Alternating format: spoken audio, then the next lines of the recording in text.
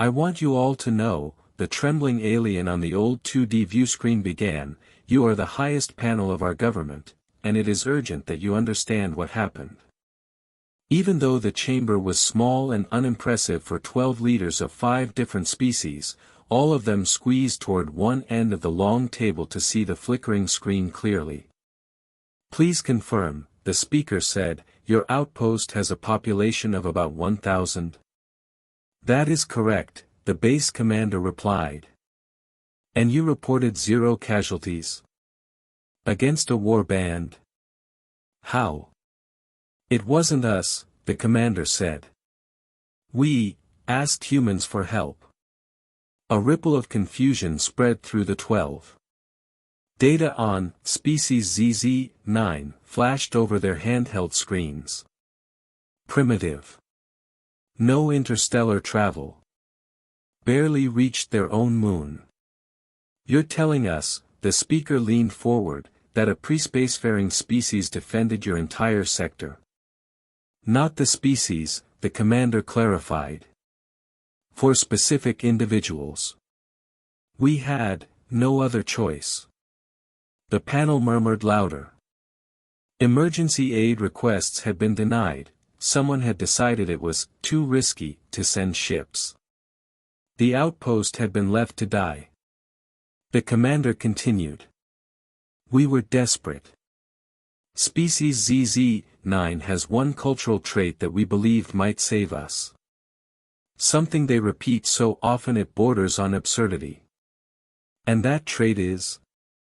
They say, everything is a weapon to a human." The room fell silent.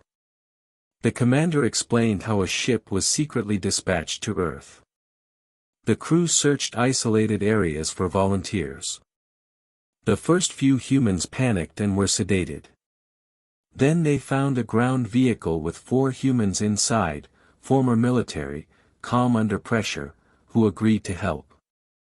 One needed to be knocked unconscious at takeoff, but the others handled the abduction disturbingly well. One even seemed excited. Once brought to the base, the humans were handed every tool and gadget that might help them. Most importantly, they used engineer helper circlets, cerebral interfaces meant only for their species. "They are biologically compatible," one of the 12 shouted.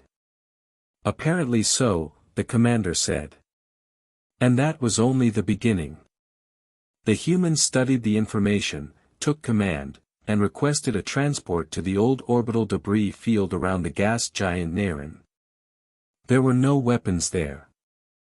The debris consisted of ancient mining wrecks, failed colony ships, and junk. But the humans refused the weapons offered anyway. They said they didn't need guns, the commander said. "I still don't understand why." What followed stunned the entire panel. Using scraps from dead ships and knowledge from the circlets, the humans revived a massive, ancient colony vessel. Then they began tearing apart other wrecks, engines, power plants, computer cores, working tirelessly while broadcasting loud human battle music across subspace. Before the panel could ask more, the commander continued. "When the war band arrived, hundreds of ships, we had no communication with the humans. We thought we were finished. But then a transmission boomed across the system. Surrender. Sensor readings indicated 40 active ships at Narration, but there was only one. The commander explained that the humans had modified their colony vessel so extensively that its signature mimicked an entire fleet. When the war band advanced, the humans triggered a subspace interference field. Their rift engines were disabled. They were trapped. Then came the gas. The mining failure on Narration had been caused by volatile compounds brought up by giant storms, compounds that ignite easily. We watched the humans fly into the gas cloud, the commander said softly. Their enormous ship moved like a dancer. Every pass through the cloud caused concussive shock waves, disabling battleships one after another. But then a few enemy ships regained control and fired into the gas. And the entire cloud ignited. A sun-bright explosion swallowed the battlefield. When the light faded, the war-band's ships were nearly melted, barely functioning. And the humans, the speaker whispered. They survived, the commander said.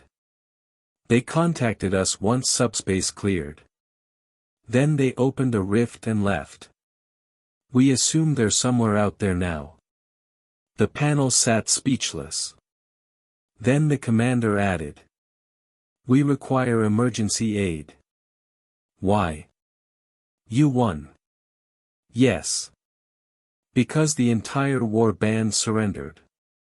We now have 3,000 refugees terrified of space and begging to stay planetside. We cannot feed them. The speaker blinked. So when you said no casualties, I meant on both sides. One leader finally asked, can you contact the humans again? Yes, the commander said, holding up a paper. They gave us a sequence of numbers. Apparently it's how they can be contacted using their world's communication system. Did they say anything else? They thanked us for the equipment.